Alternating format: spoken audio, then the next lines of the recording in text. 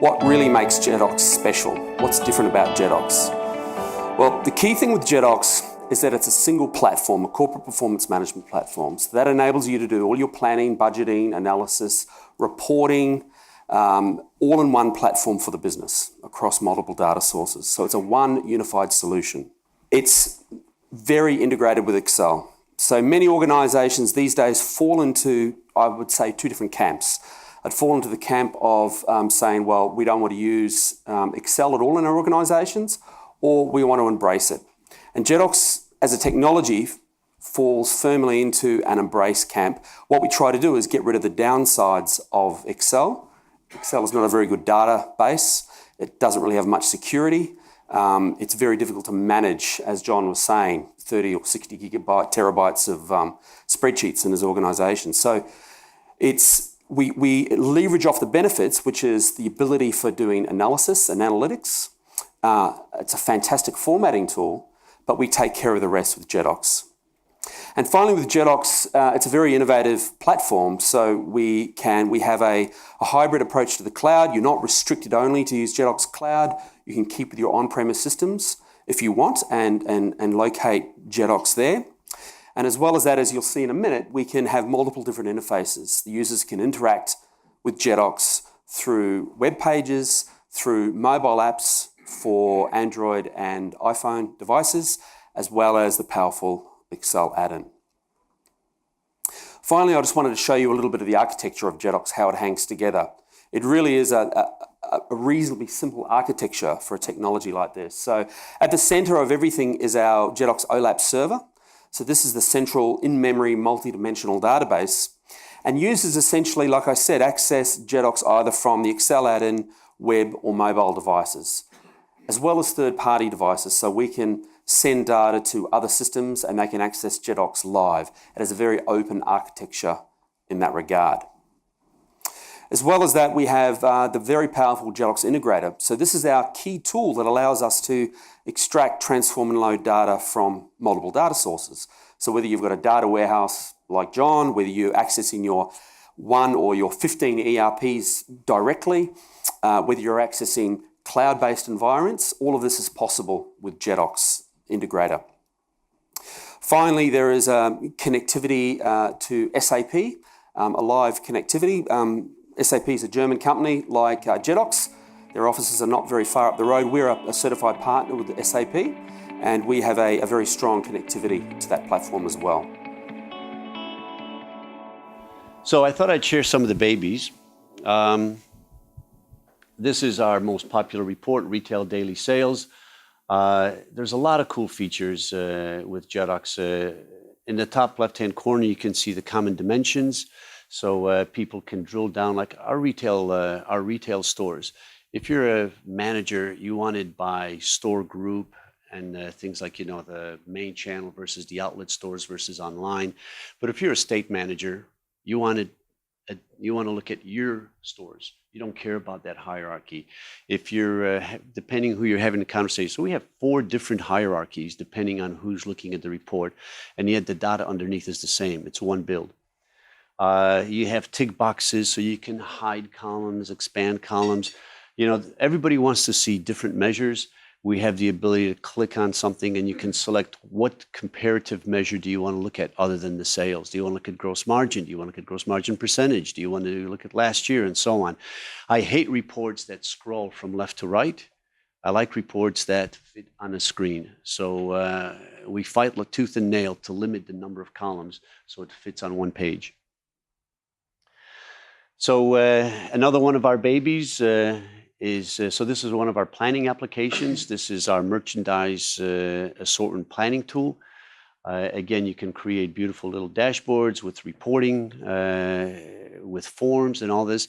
This supports a lot of our, this supports the introduction of new product into our business.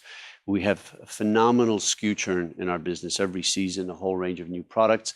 You can see you can make the forms as beautiful or as ugly as you want. I think this is a pretty nice one.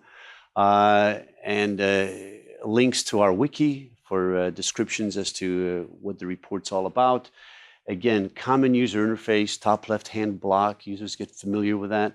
the ability to do searches, the ability to have macros, like if you want to populate, for example, in this case, royalty code. Well, if you're dealing with jockey, everything is royalty code of yes. So why have to put in the yes, yes, yes, yes, yes all the time? Just put it in once, set, and it automatically pre-populates.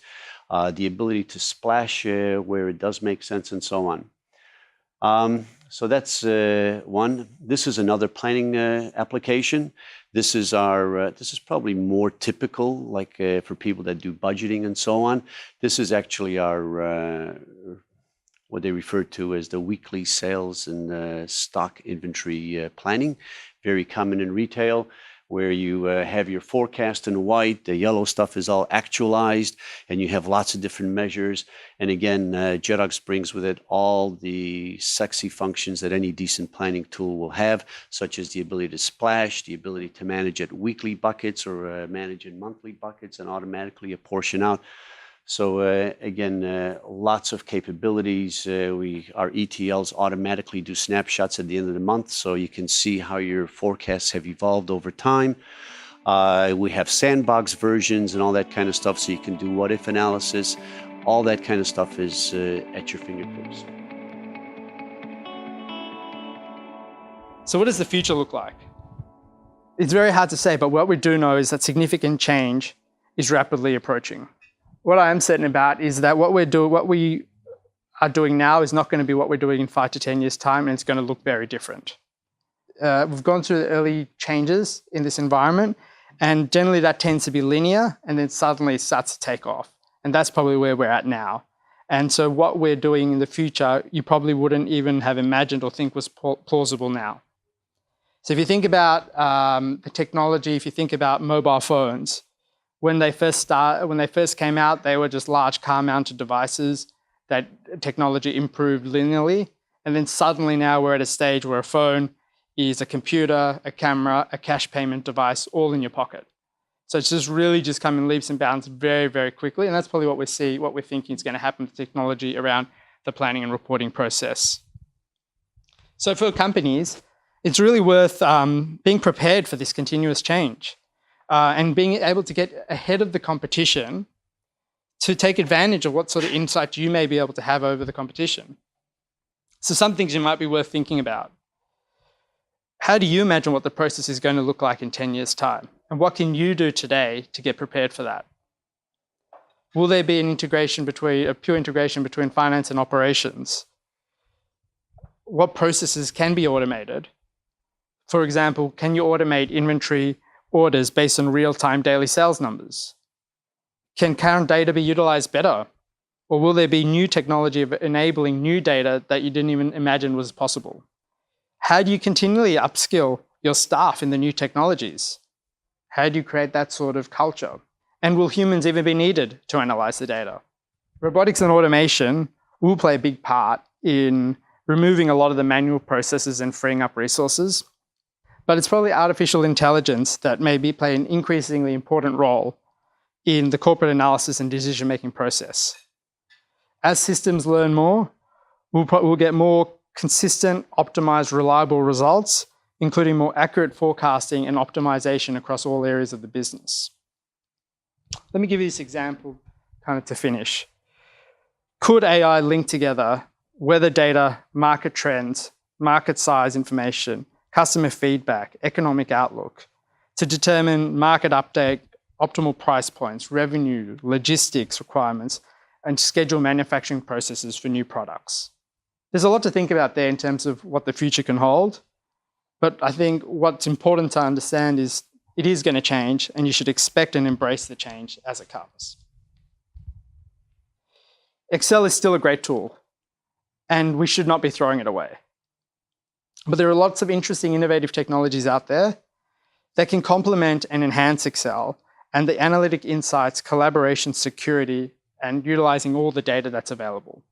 One of the things I really do like about Jedox is the integration with Excel, having that integration with Excel. A lot of the other technologies out there, so a lot of competitors to Jedox, such as Board and Anaplan and different products, don't have that same integration. They're more web-based. You have to go and actually learn how to code in and how to produce it, how to build out the models.